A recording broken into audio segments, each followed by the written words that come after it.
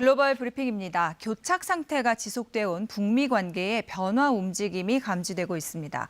그런가 하면 한미 정상회담을 앞두고 외교 당국 간의 현안 관련 협의가 긴밀하게 진행되고 있는 것으로 알려졌는데요. 워싱턴 김기현 특파원 연결해서 알아보겠습니다. 자, 미국이 북한의 접촉을 제안했고 지금 답을 기다리고 있다는 이야기가 나왔는데 어떻게 봐야 할까요?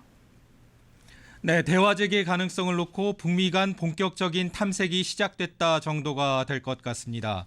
바이든 정부가 지난주 대북 정책 검토 결과를 직접 설명하겠다며 접촉을 제안했고 북측에선 해당 제안을 잘 접수했다는 반응을 내놓은 걸로 알려진 게 현재 상황입니다.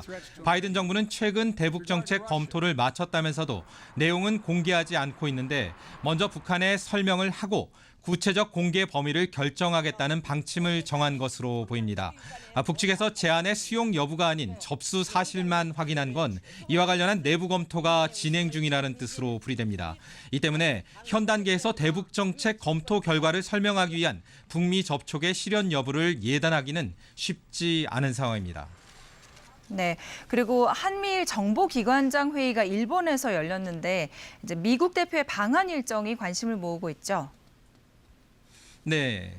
에브릴 헤인스 미 국가정보국장의 행보에 관심이 쏠리고 있는 겁니다. 미 국가정보국 DNI는 중앙정보국 CIA를 비롯한 미국 내 15개 정보기관을 총괄하는 곳이죠. 일본에서 열린 한미일 정보기관장 회의를 마치고 내일 방한해 문재인 대통령 면담은 물론 비무장지대 방문도 조율하고 있는 것으로 알려졌습니다. 앞서 열린 한미일 정보기관장 회의에는 박지원 국정원장과 헤인스 국장, 박 기자와 히로아키 일본 내각 정보관 등이 참석한 가운데 대북 정책을 비롯한 한반도 현안이 주요 의제로 다뤄진 것으로 전해졌습니다.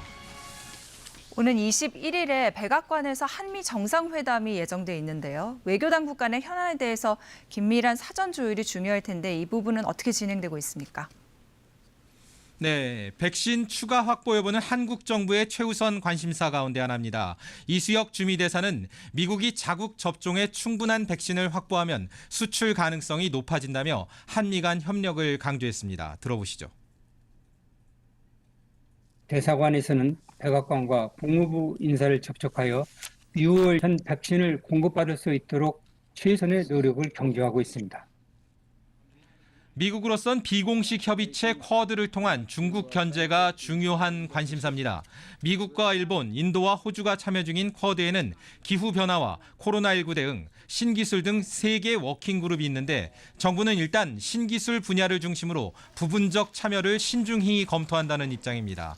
대북 정책을 비롯한 한반도 현안은 물론 코로나19 백신과 미중 갈등 같은 문제가 산적한 만큼 정상회담을 앞두고 한미 외교 당국 간에는 그 어느 때보다 긴밀한 조율이 이루어질 것으로 관측됩니다. 지금까지 워싱턴에서 전해드렸습니다.